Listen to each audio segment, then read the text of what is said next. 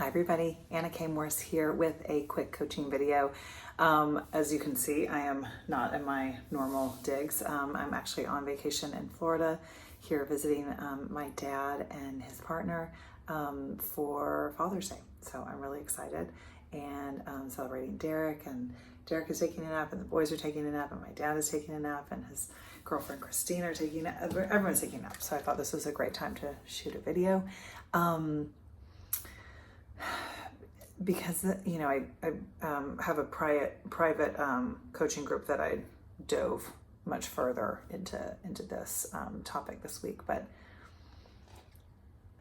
here's the coaching. We really think we know how it's going to go, and that's a very, very dangerous place to be. It's not very fun. It doesn't allow for any magic or miracles. What it gets you is being right.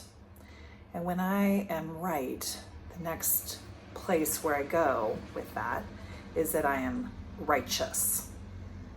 So just try that on. If you're ever feeling like you're right, take a look and see. Are you also being righteous? They usually go hand in hand. And I realized this a long time ago when I started kind of working on myself. And when I realized that I really was right a lot. And I remember somebody saying it, a coach saying it to me, and he said wow, you really know a lot. Oh God, I remember that. I think it was Brian Kruzberger. And I was like, that doesn't sound like a compliment. And he was like, well, the problem with knowing a lot is that it's just really boring.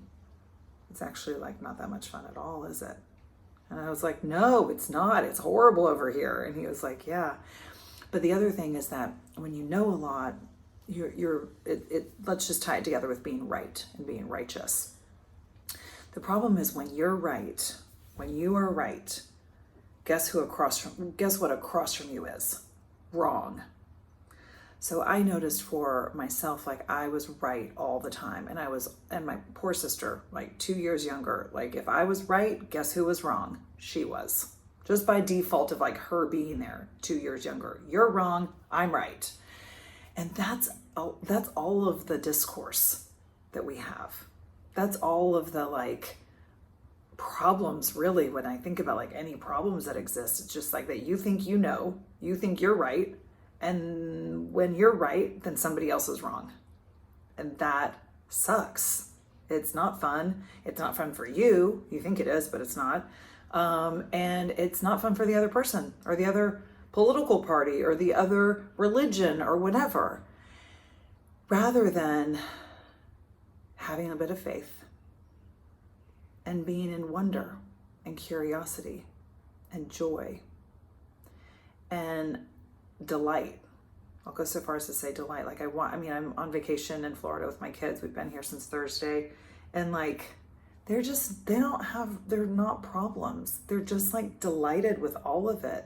It's all just fascinating. They're just in wonder of everything.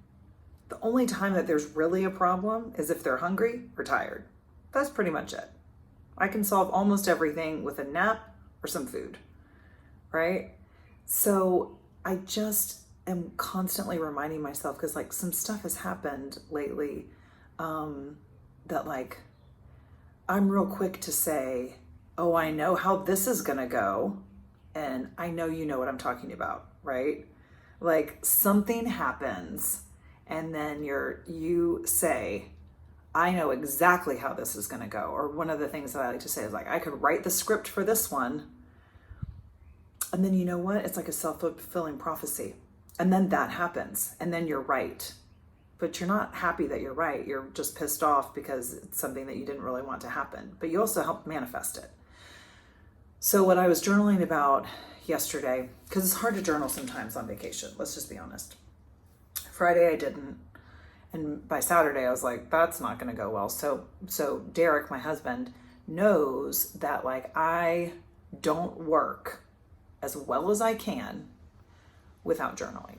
I just don't. I've been doing it for too long. It's like, it's like somebody eating no sugar, and then all of a sudden they just like eat a bunch of sugar. Like that's like me. Like I've been journaling for so long, and then if I don't journal, like I'm not that great. And it happens pretty fast. It used to take a little bit longer, but like now it's pretty automatic. So one day, he doesn't like being married to me.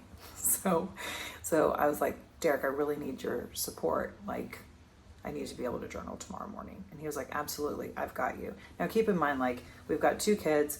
We're visiting my dad in Florida. My dad has Alzheimer's, and his girlfriend Chris has some back problems and is like having a hard time moving around. So like Derek has a lot to handle, and I feel really guilty that I'm asking him to take the kids so that I can journal for 45 minutes or 30 minutes, whatever, 15, I think it was 15 minutes. That's better than nothing.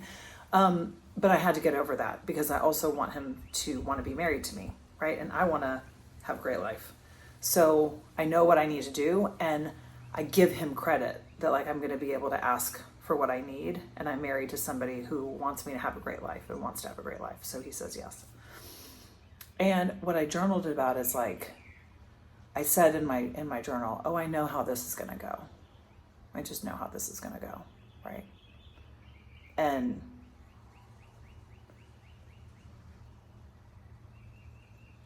I think I'll just go ahead and say it. So my dad's an alcoholic, and he hasn't been drinking for a really long time, like 10, 15, 14 years, something like that. And he's drinking again. And we haven't really talked about it, but like it's very clear, like it's all day, and the hard stuff. And so it's real easy. Like the first day that I got here, I was really upset, really super upset. Like, and upset for me doesn't really look like crying. Upset for me looks like I'm just kind of a bitch. So that did not feel good. And I knew that really didn't feel good for Derek, because I'm really worried, right? Like I'm really worried about him. And when I journaled on Saturday morning, God, angels, universe was like, you really think you know how it's going to go. And you also never thought that he would get sober, and he did. And you never thought that like he would be like the great dad that he became, but he did. And what if you actually don't know? What if you have no idea how it's going to go? And no, it might not be great. Like, I don't really know. But I know that I'm about to miss this trip because I'll be so worried about what's coming. I'll be so caught up in knowing how it's going to go, because it's going to go bad, right? I have no space in that to think like maybe he'll stop drinking again.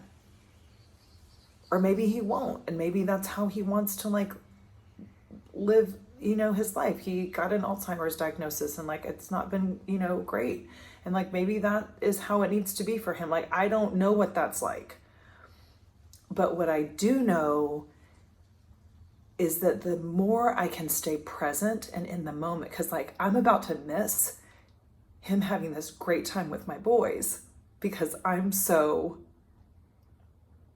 worried about the future. I'm so concerned. I'm so right about how it's going to happen, which also is like righteous. And I have in my mind like how it better go. It's just not. Like everybody has free will at the end of the day. All I can control is the right now that I'm having with myself, with my dad, with my husband, with my boys, right? Like it's Father's Day right now, and everyone is having really delicious naps. We've been to the pool all morning. We're going to go back to the pool this afternoon. Like my dad's having a great time. I'm having a great time. Like I don't know what it will look like next week or a month or a year or 10 years. I don't know. And me like being stressed out or angry or scared isn't going to serve me. It's actually not going to. There are things that you can put into place of like, hey, like, this is a golf cart community, and there's like a guy in his golf cart right behind me, like whistling. I don't know if you can hear that, but it's just a reminder. All that I want to say in this video is like, just stay in the present. The reason that your past keeps getting in your future is because you're worried that it's going to happen again. And you're not just worried, you think you know. And so then you manifest it. And what I'm here for is that, like, the joy and the delight and the wonder and the curiosity. And I don't know how this is going to go, but I really think that, like, by just staying in the present, I really know, I don't think, like, but I know by staying in the present and actively participating in, like, the joy that's around me, whatever happens is going to be how it is. And I'm going to roll with it, and it's going to be great. And I'm here for the love, and I'm here for the wonder and the curiosity and the joy and the delight.